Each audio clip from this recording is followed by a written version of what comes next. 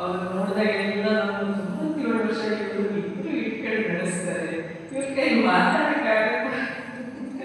ಯಾವಾಗಲೂ ಅವ್ರು ಎಷ್ಟು ಚೆನ್ನಾಗಿ ಮಾತಾಡಿದ್ರು ಅಂದರೆ ಆಶ್ಚರ್ಯ ಆಗುತ್ತೆ. ಅಷ್ಟು ಚೆನ್ನಾಗಿ ಮಾತಾಡಿದ್ರು ಅವರು. ಸುಮಾರು ವಿಷಯಗಳು ಹೇಳಿದ್ರು. ಅವರು ಅರುಣಾಚಲ ಪ್ರದೇಶಕ್ಕೆ ನಮ್ಮ ಕಡೆ ಜನರಿಗೆ ಅಲ್ಲೆಲ್ಲ ಸೇವೆ ಮಾಡಿ ಆ ಹುಡುಗರಿಗೆಲ್ಲ ಸ್ಕೂಲು, ಆಮೇಲೆ ಇದು ಆರೋಗ್ಯದ ಫೆಸಿಲಿಟಿ ಕೊಟ್ಟು ಸ್ಕೂಲೆಲ್ಲ ನಡೆಸಿ ಆ ಹುಡುಗರನ್ನೆಲ್ಲ ತಯಾರು ಮಾಡಿ, ಅದರಲ್ಲಿ ಒಂದೆರಡು ಇದು ಅನುಭವಗಳನ್ನ ಹೇಳಿದ್ರು.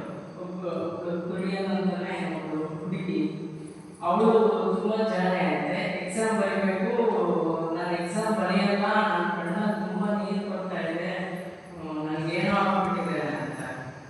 ಅಲ್ಲಿ ನೋಡಿದ್ರೆ ಒಂದು ಹಾಸ್ಪಿಟ್ಲಿಲ್ಲ, ಏನಿಲ್ಲ. ಆಮೇಲೆ ಸ್ವಾಮೀಜಿಯವರು ಏನು ಮಾಡೋದಂದ್ರೆ, ಆಯಿತು ನೀನು ಬರೆಯಕ್ಕೆ ಹೋಗೋಣ, ನಾನು ಪರ್ಮಿಷನ್ ತಗೊಂಡು ಇದು ಮಾಡ್ತೀನಿ, ನೀನು ಹೇಳಬೇಕು ಕೂತ್ಕೊಂಡು ಅಂತ ಹೇಳ್ತಾರೆ. ಆಮೇಲೆ ನೀನು ಪ್ರಾರ್ಥನೆ ಮಾಡ್ಕೋಬೇಕು, ನೀನು ದಿವತ್ರೆ ಅಂತ ಹೇಳ್ಬೇಕು. ಆಮೇಲೆ ಎಕ್ಸಾಮ್ ದಿನ ಬಂದು ಕೂತ್ಕೊಂಡ್ರೆ ಅವಳಿಗೆಲ್ಲ ಕ್ಲೀನಾಗಿ ಕಾಣಿಸ್ತಿದೆ ಕ್ವಶನ್. ನೋಡ್ಬಿಟ್ಟು ಸ್ವಾಮೀಜಿ ನಾನು ಕಾಣಿಸ್ತಿದೆ,